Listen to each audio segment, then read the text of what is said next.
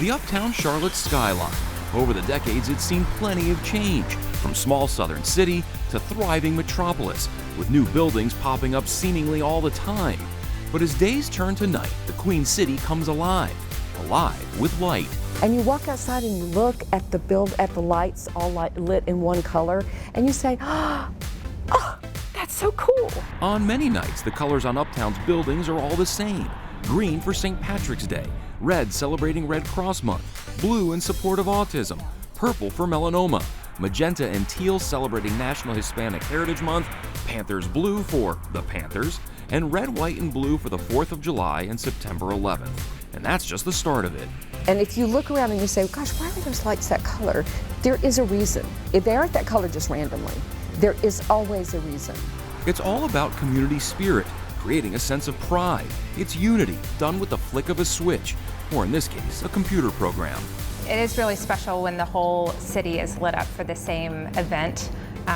It just brings a unity to the city that's visible to everyone. The coordinating of the lights began in January of 2004, during the lead up to the Panthers' first Super Bowl run. Foster's fighting for the touchdown. What an effort! We looked around and we said, wouldn't it be great if we could figure out a way to show unity in the city? And we said, well, all the buildings, some of them have lights, and I wonder if they could do a color on their lights. So we contacted all the buildings, we called them up and said, can you do something with your lights? And they said, that's a cool idea. But back then, the technology wasn't what it is today, so changing the light colors was no easy task. Because nobody had LED lights, and they all had to go up, and they all had to order these gels and put them in frames and put them in front of these big lights and put them up in their crowns and in their edges. It was a big, fat, hairy deal, truly, a lot of heavy lift for them.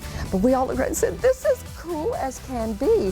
What if we did this more often? And they all looked at us like I said, oh, we cannot do this more often. This is hard. But just a few years later, as the Duke Energy building was being built, a game-changing idea came to light.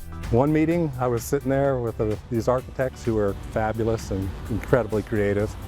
And I said, hey, I'd like to light the building. And they're like, what do you mean light the building? Like put floodlights on it? I said, no.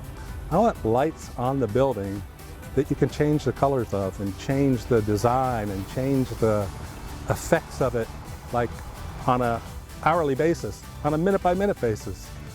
And they looked at me like I was crazy because it hadn't been done. At the time, Bob Burgess was an executive working with Wells Fargo, overseeing construction of the new building. Growing up in Pittsburgh, his dad worked at a gas company that had a flame on top of a downtown building. And it just made an impression on me that I never thought about again until this project came along. It was really his creative vision. I think it was the natural progression of Charlotte, but I think we might have accelerated it a little bit. The building has over 500 lighting features, all LED. Just before the top of each hour, the building goes dark for a few minutes, then comes back at the top of the hour with a random 3-minute pattern, before returning to its designated color for the evening. And we can turn it any color, any pattern, at any time. We were obviously excited when we first started. We didn't know, we were hoping that it would become what it is. The other buildings looked at them and said, that is cool. Controlling the building's lights is Kate Kopecki, and she can do that from anywhere on her laptop, including running various simulations like the famous Panthers touchdown celebration. So anytime there's a touchdown, there's like a sparkly show celebration that the building does with the lights. When they win at the top of the building, we're able to do a V for victory. Over the last decade or so, just about all of Uptown's older buildings have converted over to LED lighting, and the newer ones have incorporated it into the design.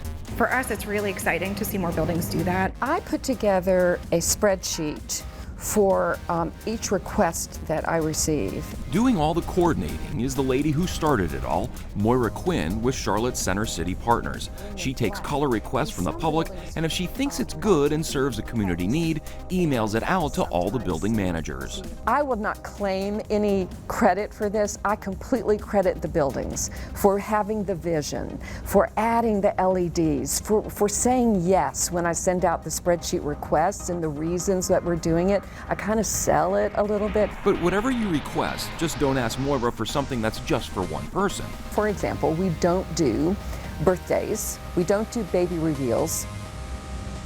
No.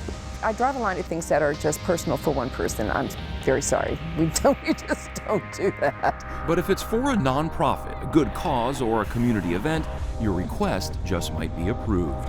For Carolina Impact, I'm Jason Terces reporting. We hope you enjoyed the story. If you don't want to miss any more great stories about the Charlotte region, please subscribe to our YouTube channel.